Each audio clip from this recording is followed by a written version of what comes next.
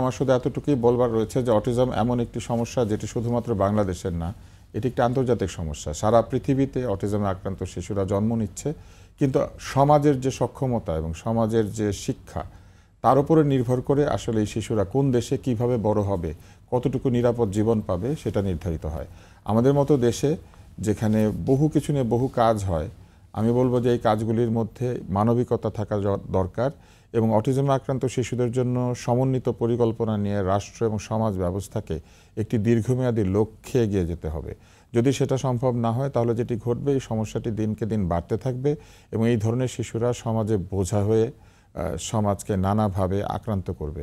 এই শিশুরা কিন্তু নিজেরা এই সমস্যার জন্য দায়ী না, এমনকি নিজেরা নিজেদের যে প্রতিকার সেই প্রতিকার চাইতেও পারে না।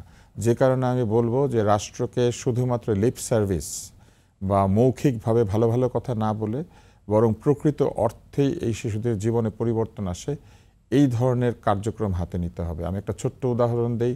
আমি দীর্ঘদিন ধরে চেষ্টা করেছিলাম যাতে তাদের জন্য আলাদা একটা পাঠ্যপুস্তক তৈরি করা সম্ভব হয়, যেখানে এখন যে পাঠ্যপুস্তক আছে সেই পাঠ্যপুস্তকই হবে, কিন্তু সেখানে চমৎকার ছবি থাকবে, রং থাকবে, কাগজগুলি আরও উন্নত হবে। কেননা এই বাচ্চারা দেখা যায় যে পাঠ্যপুস্তক ব্যবহার করার সময় পাঠ্যপুস্তক ছিঁড়ে ফেলে।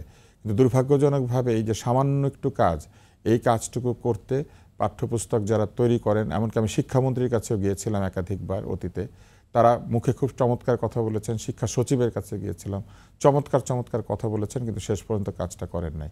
তাদের জন্য একটা চমৎকার আকর্ষণীয় পাঠ্যপুস্তক তৈরি করা, তারা যে স্কিলগুলি পারে না সেই স্কিলগুলি শেখানোর ব্যবস্থা ওই পাঠ্যপুস্তকের মধ্যে রাখা, এটা কিন্তু খুব সহজেই সম্ভব ছিল। বাংলাদেশে অটিজমের প্রচুর স্কুল আছে, কিন্তু স্কুলগুলিতে ব্যবহার করার জন্য যথেষ্ট পরিমাণে শিক্ষা উপকরণ নাই, বিশেষ করে বই নাই। এই যে ছোট্ট কাজটুকু, এতটুকু আমাদের রাষ্ট্র এতদিনে করতে পারে নাই। তারা কোটি কোটি টাকা খরচ করে রাজনৈতিক প্রোপাগান্ডামূলক বইপত্র ছাপিয়েছে, কিন্তু তারা এই কাজটি করতে পারে নাই। এটা শুধু অশিক্ষা না, আমি বলবো যে এটা এক ধরনের মানসিক দারিদ্র্য, এটা এক ধরনের অবহেলা। এবং এই অবহেলা যারা করেছেন, আমি তাদেরকে আজকের অনুষ্ঠানের মধ্যে দিয়ে অনুরোধ করব যে এখনও সময় আছে, আপনারা আপনাদের দৃষ্টিভঙ্গিতে পরিবর্তন আনেন এবং এই কাজগুলি করেন। তাই আমি আপনাদেরকে অনুরোধ করব, এখনও সময় আছে, আপনারা এই শিশুদের জন্য যথেষ্ট পরিমাণে মনোযোগী হন।